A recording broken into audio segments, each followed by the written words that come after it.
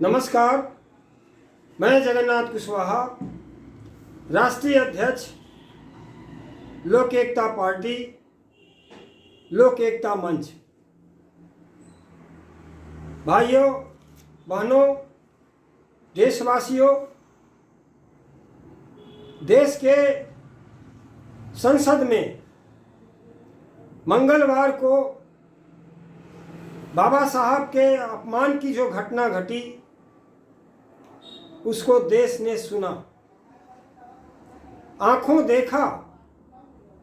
दरअसल ये एक दिन का होमवर्क नहीं था। आरएसएस के पाठशाला में जो माननीय अमित शाह को पढ़ाया गया था उसी आधार पर वो बोल रहे थे। वो बाबा साहब का नाम लेना, अंबेडकर 6 बार उन्होंने कहा और कहा यह फैशन बन गया है। अगर इतनी बार भगवान का नाम लेते तो लोग स्वर्ग में पहुंच जाते, 7 बार स्वर्ग में रहते। देशवासियों, ये जान लो कि आज का स्वर्ग क्या है। अमित शाह स्वर्ग में बोल रहे थे, स्वर्ग से बोल रहे थे। देश का जो संसद है, आज के देश का यही स्वर्ग है। देशवासियों, यह समझो, आरएसएस वालों ने इस बात को खूब समझा। आपको कहां फंसा के रखा और अपने कहां जाकर के बैठे, इसको आपको समझना पड़ेगा। अगर मठ मंदिर प्रमुख होता, मुख्य होता, तो लोग मठ और मंदिर छोड़ करके राजनीति में नहीं जाते। आपको कांवड़ ढोने के लिए कहा जाएगा, आपको पत्थर पूजने के लिए कहा जाएगा, आपको पत्थर का मंदिर बनाने के लिए कार सेवक बनाया जाएगा, लेकिन संसद में पहुंचने के लिए आपको बार बार रोका जाएगा। आप क्या समझते हो स्वर्ग और नरक? यह भाषा कहां से आई है? आज भी समाज में जो लोग अपनी दुकान चला रहे हैं वो इसी पर अपनी दुकान चला रहे हैं कि पूर्व जन्म के शुभाशुभ कर्मों का फल है आज का। यदि इस जन्म में आप हमको हलवा पूड़ी खिलाओगे, गरम कचौड़ी लंगड़ायाम खिलाओगे, हमको दान दोगे, हमको दक्षिणा दोगे, तो तुम स्वर्ग में जाओगे। अपने मरे हुए बाप मतारी के ऊपर अगर हमें खटिया दोगे, हमको रजाई दोगे, तोशक दोगे, गद्दा दोगे, पैसा दोगे, तो तुम्हारे पिताजी स्वर्ग में सुख से रहेंगे। और इसको दे करके कौन लोग सुख से रह रहे हैं और कौन लोग दुख से रह रहे हैं, कब इस देश के लोगों को समझ में आएगा। यह स्वर्ग और नरक की एक पाठशाला है जिसका नाम है आरएसएस, जिसकी किताब है मनुस्मृति। यह देश संविधान से नहीं, यह मनुस्मृति से चलाना चाहते हैं और चल भी रहा है। कसम खाते हैं संविधान की और व्यवहार में बात करते हैं मनुस्मृति की। अरे भाई, तुम किसको स्वर्ग दिखा रहे हो? अगर हम भगवान का नाम लेंगे तो हम 7 बार स्वर्ग में रहेंगे और अंबेडकर करेंगे तो हम नरक में रहेंगे। तो कम से कम ऐसे लोगों को समझ जाना चाहिए। हम तो अमित शाह को लोग बद्दुआएं दे रहे हैं, लेकिन हम तो इस बात के लिए उनको धन्यवाद देंगे कि आपने संसद में इस चर्चा को छेड़ करके, जिसको लोग कहते थे बाबा साहब के बारे में, भले ही बाबा साहब का आज हमारे बीच शरीर नहीं है, लेकिन अमित शाह जी, आपने तो बाबा साहब को भारत के अंदर फिर से संसद में और संसद के बाहर भी और देश में हर गांव और चट्टी चौराहों पर आपने चर्चा छेड़ दिया। जिसको आप मरा हुआ अंबेडकर समझते थे, आपने तो जिंदा अंबेडकर कर दिया है। आपको बधाई है, धन्यवाद है। आप इसी तरीके से बोलते रहिए। लेकिन जिस दिन इस देश के लोकतंत्र के जज को समझ में आएगा, धन्य है बाबा साहब अम्बेडकर जो इस देश के कराहती मानवता को इंसानियत का दर्जा दिलाया, रानी के पेड़ का बंध्याकरण किया और एक वोट का अधिकार दे करके भारत के हर नागरिक को जज बना दिया लोकतंत्र का। और आज जज दारू पर, मुर्गा पर, पैसा पर जा करके जिसको खुद में स्वर्ग में रहना चाहिए, संसद में रहना चाहिए, वो संसद के बाहर कटोरा लेकर के भीख मांग रहा है। और इस देश के प्रधानमंत्री कहते हैं कि मैं 81 करोड़ लोगों को अपने राशन से जिंदा करके रखा हूं। जिसमें सचमुच में बाबा साहब को समझ जाओगे, बाबा साहब ने इस बात को कहा था, जाओ लिख लो अपनी दीवारों पर कि कल के तुम शासक हो। लेकिन 5 साल का जो शासन काल है उसको आप दारू में, मुर्गा में, पैसा में, साधन में आप गंवा दे रहे हो। और स्वर्ग में कौन बैठा हुआ है? ये आज का संसद ही देश का स्वर्ग है। इसी को बाबा साहब दिखा रहे थे कि असली स्वर्ग देश का संसद है। संसद में चलो, और अगर हमें खोजना है तो किताबों में चलो। इसलिए रात रात जाग करके अपने बच्चों को कुर्बान करके इस देश के कराहती मानवता के लिए रात रात दिन दिन जाग करके उन्होंने किताबें लिखा और संविधान बना करके आपको इस लोकतंत्र का जज बना दिया। लेकिन आज क्या है, जो लोग भाजपा के रहमो करम से, मनुवादियों के रहम करम से उत्तर प्रदेश में 4 बार सत्ता में बैठे थे, वो अपने आप को बहुत बड़ा सा अम्बेडकरवादी बनती हैं। आदरणीय बहन मायावती जी कैसे अम्बेडकरवादी हो भाई? हाथी को ब्रह्मा बना दी, ब्रह्मा विष्णु महेश बना दी, गणेश बना दी। ये बाबा साहब का सिद्धांत था, ये बाबा साहब का विचार था। तुम्हें कैसे हम कहें तुम अम्बेडकरवादी हो? तुम नकली अम्बेडकरवादी हो। तुम्हें मूर्ति में विश्वास है, पार्कों में विश्वास है, लेकिन हमें तो बाबा साहब, हमको किताबों में हम उनको खोजते हैं।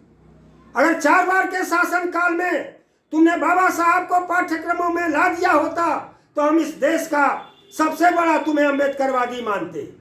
लेकिन आज दर्द हो रहा है कि हम जिसके रहमो करम पर सत्ता में बैठ करके 4 बार का मलाई खाए, आज उसके ऊपर लोग उंगलियां उठा रहे हैं। हम आपको बी टीम नहीं कहते, हम ये कहते हैं वर्तमान भाजपा सरकार की आप सेफ्टी वाल्व हैं। आपका सेफ्टी वाल्व की मदद से आज भारतीय जनता पार्टी सत्ता में है। आप नहीं चाहती हैं इस देश में एकता बने, आप नहीं चाहती इस देश के अंदर मानववाद पैदा हो। आप मानववाद को दफन करके मनुवादियों के गोद में बैठी हुई हैं और अपने आप को कहती हैं हम बाबा साहब के अनुयायी हैं। रहने दीजिए, अब ये पाठ हम लोग नहीं पढ़ने वाले हैं। अब ये देश समझने लग गया है आपको, इसलिए आज आपकी ये दुर्गति है। और अच्छे लोग जो अम्बेडकरवादी थे, जो मिशन पर काम करने वाले थे, वो आपको इसीलिए छोड़ करके चल दिए। मैं भी जगन्नाथ कुशवाहा 16 जनवरी 2002 को आपको छोड़ करके चला। मैं मिशन के लिए गया था, लेकिन थैली लाओ, टिकट लो कि अभियान से हम दूर अपने आप को कर लिए। कार्यकर्ता को आप कहती हैं बूथ पर जाओ, बूथ तैयार करो, और जब बूथ तैयार हो जाएगा, संगठन तैयार हो जाएगा, तो धन्ना सेठ को टिकट बांट देंगी।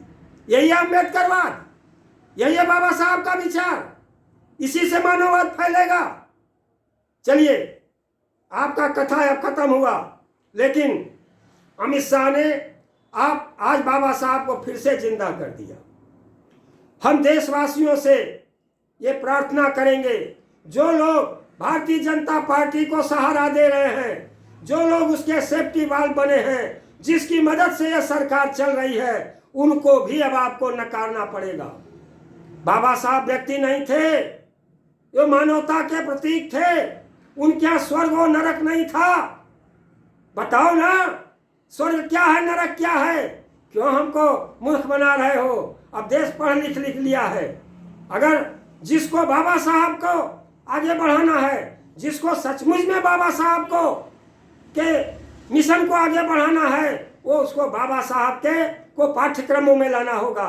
क्या भारतीय जनता पार्टी हमारे सामाजिक क्रांति के बुजुर्गों को पाठ्यक्रमों में पढ़ाएगी? नकली हमें देवी बताते हो कि विद्या की देवी कौन है, क्या सरस्वती। जब हम पूछते हैं कि सरस्वती कहाँ पढ़ी है, किस विद्यालय में पढ़ी है, किसको पढ़ाई है, कैसे विद्या की देवी बन गई, तो किसी भारतीय जनता पार्टी के व्यक्ति को इसके जवाब देने को नहीं है। जिस महिला ने, जो फूले दंपति ने, सावित्रीबाई फूले ने, जो इस देश के अंदर कष्ट सह करके कराती मानवता के लोगों को स्कूल खोला, उनको पढ़ाया, उनको नकारा जा रहा है। अगर सचमुच में बाबा साहब को जो लोग भी इस देश में आगे बढ़ाना चाहते हैं, उनके मिशन को आगे बढ़ाना चाहते हैं, तो उनको पाठ्यक्रमों में लाना पड़ेगा, उनको किताबों में लाना पड़ेगा और शिक्षा को मुफ्त करना पड़ेगा। प्राइमरी से लेकर के हाई एजुकेशन तक शिक्षा को मुफ्त कर दो, बाबा साहब अम्बेडकर आ जाएंगे।